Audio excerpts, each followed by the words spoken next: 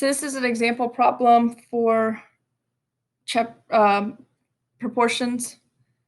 Economists often track employment trends by measuring the proportion of people who are underemployed, meaning that they are either unemployed or would like to work full-time, they are only working part-time. With that, instead of writing out all of this,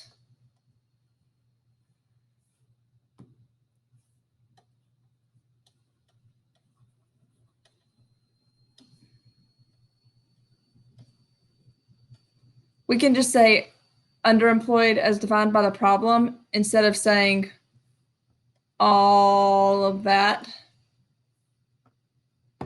which is kind of why this problem's set up that way, for help us a little bit with wording.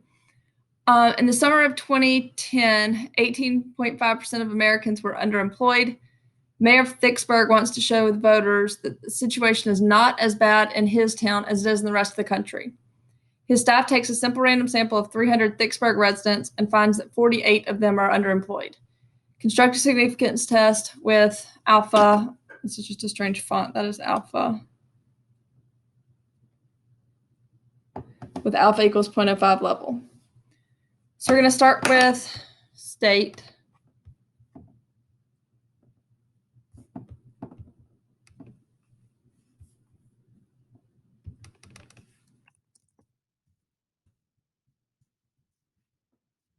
And the first thing in state is defining our population. Now, this is one of those that technically can be two different things. Our sample is the 300 Vicksburg residents, which means it could open up to larger population being all Vicksburg residents, or the fact that 18.5% of Americans are underemployed. Both of them are considered kind of a population here, but we're trying to justify it for the population of all Vicksburg residents. We're just using this, which is for all Americans, assuming that nothing, like we're doing it under the assumption that there isn't anything different. And that's why we're given that. So population being all Vicksburg residents is definitely your better option here. So defining your parameter, let P be the true proportion of Vicksburg residents. And now I'm defining P and not P hat. P hat would only be of this sample of 300, and I want to define it for the entire population. So you need to make sure you're defining P and not P hat. Portion of Vicksburg residents who are underemployed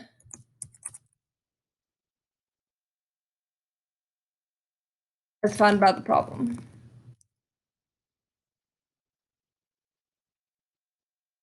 So my population is all Vicksburg residents. What am I defining as success? Ones who are underemployed.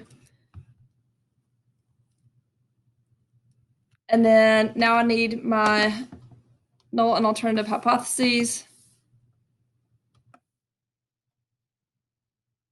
So your null hypothesis is under the assumption that there's nothing different. So what should we need here? Well, we're doing proportions now, so that's P. With the null, this is always what? It's always equal. So I shouldn't even have to read the problem to write those down if I know that it's the proportion. And it's saying the claim is the initial 18.5%.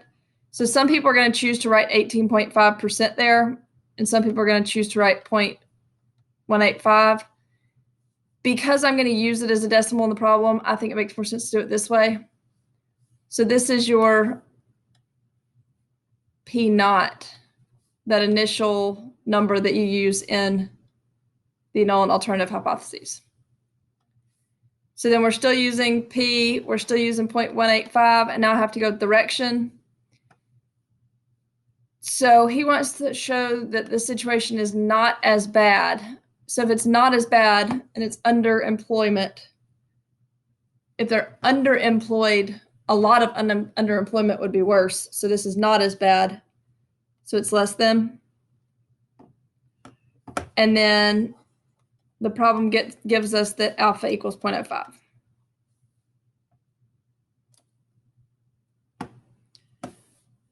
All right, so we're moving on to plan.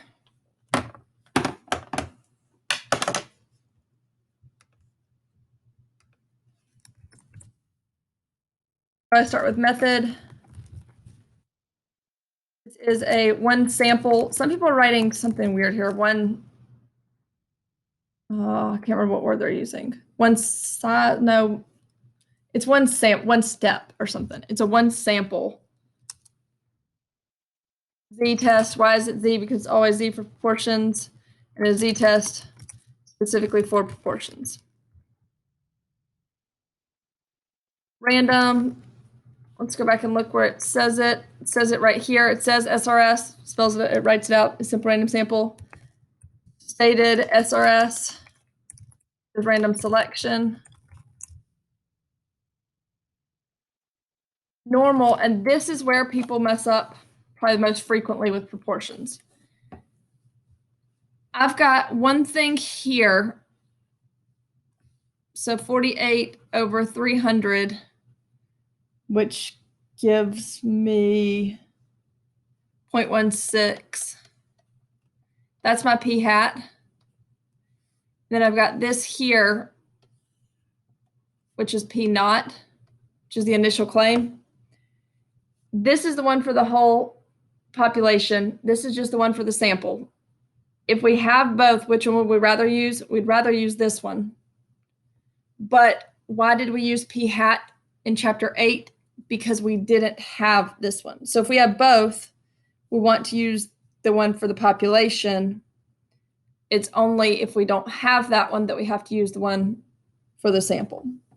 So normal condition here, n times p naught has to be greater than or equal to 10, and n times 1 minus p naught also has to be greater than or equal to 10. And now this is one of those that people are going to mess up and accidentally put 48, but 48 is using p hat, so that is not the correct number to use. So we actually have to do 300 times 0.185 .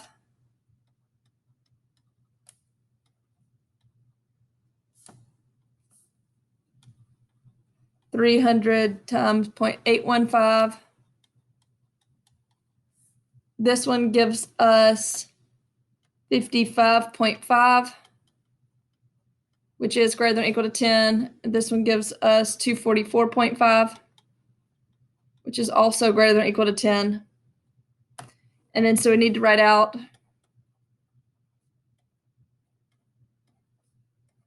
there are at least 10 Vicksburg residents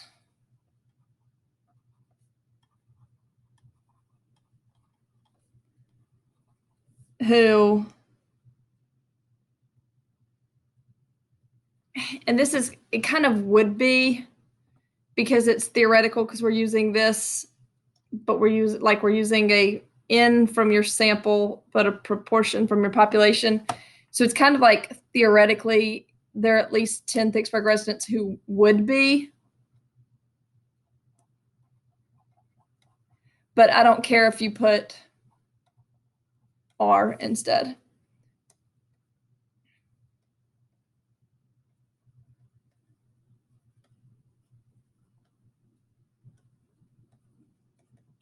And then it's ones who are and are not underemployed as defined in the problem.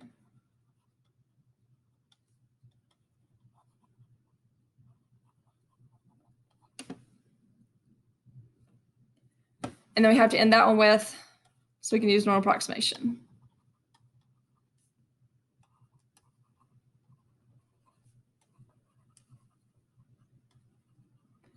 I didn't have as many forgetting to do that one so far that I've looked at from last chapter, which is good. And then I've still got to do my last condition, which is independent. It's 10% condition, not rule, not just 10%, it's 10% condition. And then, so I'm doing capital N has to be greater than or equal to 10N. My lowercase n is 300. 300 times 10 is 3,000. So I would probably say assuming, but you can just say there are at least 3,000 Vicksburg residents.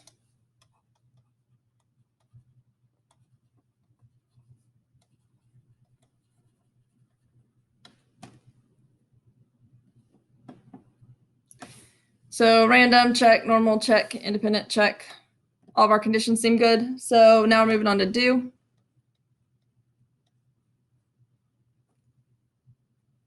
So our N here is 300. Our P hat, we do 48 over 300, which is 0.16. Our P naught is 0.185. We're using an alpha equals 0.05. This is a one tail because it is less than. Remember, the only thing that's two tails is not equal to. So we're going straight into our test statistic.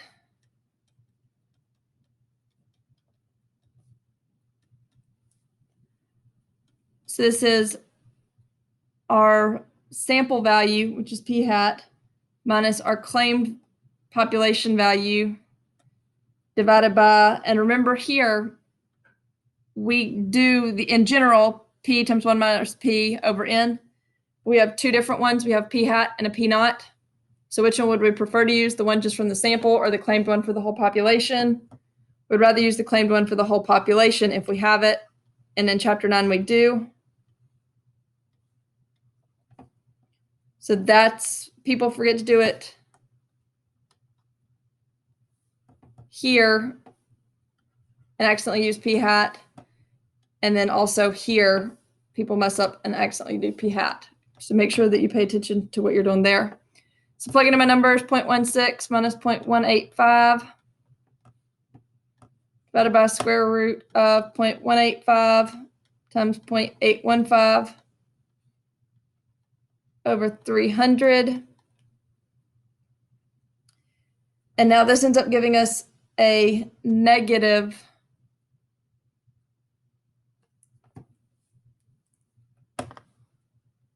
I have this written kind of funny. Negative 1.1. I have it written as negative 1.115, but I want to do it as two decimals. I hope it rounds correctly to negative 1.12. Round correctly. It either is negative 1.11 or negative 1.12. It would take me longer to get this out of my bag. So then that's our test statistic. So we draw it and shade it. Negative is over here. And remember, I choose to do this to two decimals because it's a z. And just like a reminder to myself,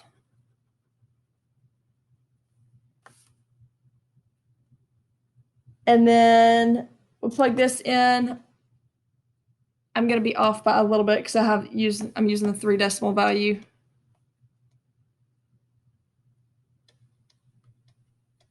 It's not exactly 0.1324. It's 0.1324 if you use negative 1.115. But use your calculator, use your green sheet, whichever way you want to do that, and get the exact value you use here. And we're comparing that to alpha, which is 0.05. We do not multiply it by 2 because it is one tail. And so this is not less than 0.05. Which brings us to our conclusion.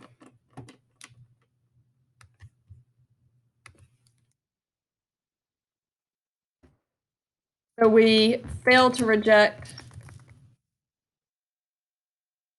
the null hypothesis that p equals 0.185.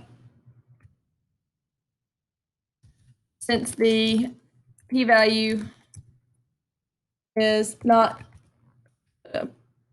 less than alpha,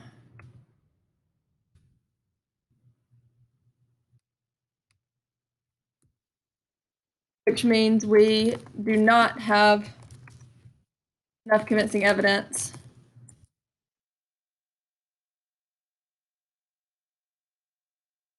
that, and remember, I don't care how you write it here, I'm just going to write this one out with the way that the question was asked, that the proportion of Vicksburg residents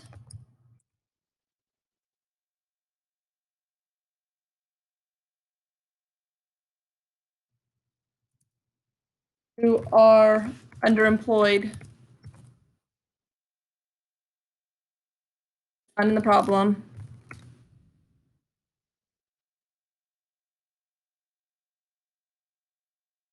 is less than 0.185.